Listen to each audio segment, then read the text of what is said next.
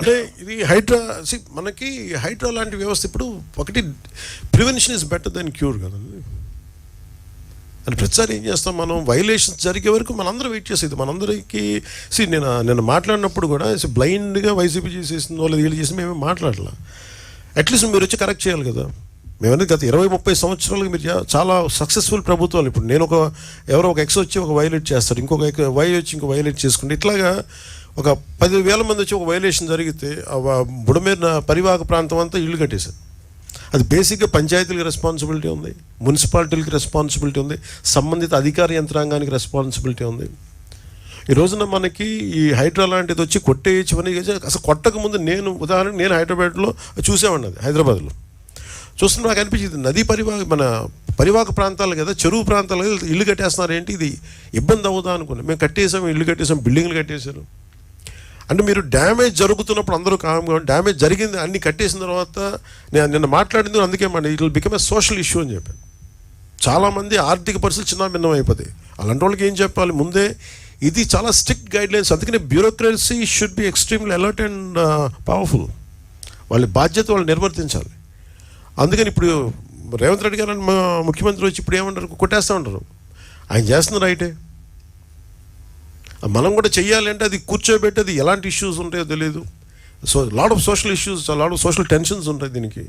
So దీన్ని కొంత పెర్స్యూజివ్ మెథడ్స్లో చెప్పాల్సి వస్తే, కొన్నిసార్లు కొట్టాల్సి వస్తే, ఇట్ ఆల్ డిపెండ్స్. ఎందుకంటే ఒక హైబ్రిడ్ మెథడాలజీ ఆలోచించాలి, కానీ దీన్ని ఎలా హ్యాండిల్ చేయాలి అనేది కొంచెం చూడాలి. ఇది క్వైట్ డిఫికల్ట్. కాకపోతే అది అట్లీస్ట్ నేను ఏమంటానంటే, జరిగింది కట్టేసి ఒక పద్ధతి, జరగకుండా చూడటానికి భవిష్యత్తులో ఇప్పుడు మనం అన్ప్రెసిడెంటెడ్ ఫ్లడ్ ఎఫర్ట్ చూసాం. మనం అన్ప్రెసిడెంటెడ్ లాస్ట్ 50 yearsలో మనం చూడాలి.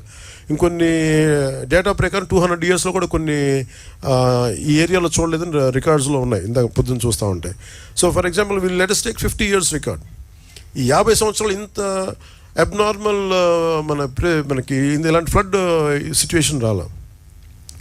ప్రతి 10 సంవత్సరాలకి ఈ నివాసాలు పెరిగిపోవటం, సహజంగా నది వాగులు వంకలు పొంగితే వచ్చి సహజంగా అది రీచ్ అయ్యి సముద్రానికి వెళ్ళాల్సే ఈ పరివాహక ప్రాంతాలన్నీ ఇళ్లతో నిండిపోవడం, ఆటోమేటిక్గా అటు తన్ని అవి వెళ్ళాల్సిన చోటకు కాకుండా లోపల నగరానికి వచ్చేసినాయి. సో దీనికి ఒక్క మెథడ్ ఏంటంటే, నేను మాట్లాడుతున్నప్పుడు కూడా ఈరోజు మనం ఒక వరద వచ్చింది మాట్లాడుతున్న ప్రిన్సిపల్ సెక్రటరీ గారితో కూడా అదే, మన శశిభూషణ్ గారితో అదే ప్రత్యేకంగా చెప్పడం జరిగింది. ఈరోజు మన వరదలు వచ్చినాయి, ఓకే మనం కరెక్ట్ చేస్తాం, ముందుకెళ్తాం. కానీ preventive methods it should be like environment and forest and environment government of India ఎలా పనిచేస్తాం అలా పనిచేస్తే ప్రతిదీ everything should be on record. ఉదాహరణకి మీ శాటిలైట్ ఇమేజరీ ద్వారా ఇప్పుడు బుడమేరు ఇలా వస్తుంది అంటే ఈ చుట్టుపక్కల మొత్తం అట్లీస్ట్ ఇప్పుడు ఎంత ఆక్యుపేషన్ గురైంది, లేదంటే ఇది సహజ స్థితి, ఒక రెడ్ మార్కర్ పెట్టి దానికి కలర్ కోడ్ పెట్టి ఇది ఇక్కడ దాకా రావాలి, ఇక్కడ దాకా దీని స్టార్టింగ్ పాయింట్ ఇది, దీని పాయింట్ ఆఫ్ ఇన్సెప్షన్, దీని ఎన్ని రీచింగ్ పాయింట్ ఇది, ఈ మధ్యలో ఎన్ని గ్రామాలు ఉన్నాయి, ఎన్ని పంచాయతీలు ఉన్నాయి, ఎన్ని మున్సిపాలిటీలు ఉన్నాయి, ఎంత వైలేషన్ జరిగింది, ఇవి ఫోటోగ్రాఫ్ తీసి ఒకటి హైబ్రిడ్ అంటే ఒక పెర్స్యూజివ్ మెథడ్స్ అవ్వచ్చు, కొన్నిసార్లు కంపెన్సేషన్ పే చేసి వాళ్ళకి ఆల్టర్నేటివ్ చూపించి చేయొచ్చు. ఏదో ఒక 2-3 అంటే మన హైడ్రా లాగా ఒక్కటే మనకి నాకు తెలుసు పనిచేస్తున్నాయి అనుకోవట్లేదు, ఎందుకు కోర్ట్స్కి వెళ్ళినప్పుడు ఎన్ని ఉంటాయి. బట్ ఏ సంథింగ్ ఒక హైడ్రా అనేది ఖచ్చితంగా అలాంటి యాక్షన్ ఖచ్చితంగా ఉండాలి, అది ఒకటి ఖచ్చితంగా ఉండాలి.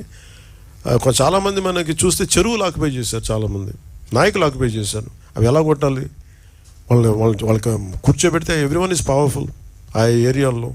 సో వాళ్ళని కూర్చోబెట్టి కొంత కన్విన్స్ చేయాల్సి వస్తే, వాళ్ళని విల్ఫుల్గా మన భూదాన్ మూమెంట్ లాగా వాళ్ళ సొంత భూములు ఇచ్చారు, మన భూములు మనకి భూదాన్ మూమెంట్. అలాగా వీళ్ళు చేసిన వయలేషన్స్ని వీళ్ళే స్వచ్ఛందంగా ఒప్పుకొని బయటికి వెళ్ళిపోయి ఇల్లు వాళ్ళే కూల కొట్టేసుకోవటం, అలాంటిది ఒక మెథడాలజీ. లేదంటే మిడిల్ క్లాస్ ఉంటారు, వాళ్ళు తెలియదు, వాళ్ళ అపార్ట్మెంట్ లేదు, డబ్బులు దొరుకుతుంటే ఇల్లు కట్టేసి ఉంటారు, వాళ్ళు నలిగిపోతారు.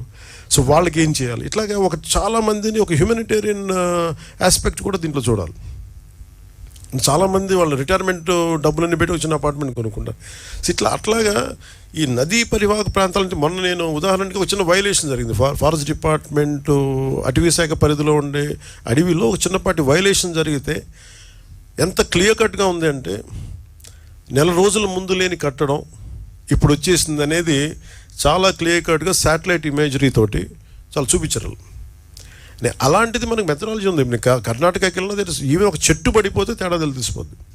అంత మానిటరింగ్ ఉంది remote sensing, national remote sensing agency మన శాటిలైట్స్ ద్వారా. అలాంటిది ఏదో మనం ఒకటి దాన్ని వాడుకొని, సో వాటితోటి మనం ఒక డేటా తీసుకొని ఆ సంబంధిత అధికార యంత్రాంగానికి కావచ్చు, పంచాయతీ వ్యవస్థలకు కావచ్చు, లేఅవుట్లు వేసేస్తున్నారు. ఆ లేఅవుట్లు అది నదీ పరివాహక ప్రాంతాల్లో ఉన్నాయో లేదు ఇవన్నీ చూసి బాధ్యత పెట్టాలి అందరికీ. అందరూ కూర్చొని it is not just position of ఒక ముఖ్యమంత్రి గారో లేదంటే దాని పక్కన ఉన్న సంబంధిత వ్యక్తులు కాదు, అందరికీ ఆ బాధ్యత అందరికీ తీసుకోవాలి. దాన్ని రైట్ ఫ్రమ్ పంచాయత్స్ నుంచి ఈ బాధ్యత తీసుకోవాలి లేఅవుట్స్ వేసేటప్పుడు. అలాగే లోకల్ పొలిటికల్ లీడర్స్ కూడా ఇప్పుడు వాళ్ళు ఆలోచించాలి.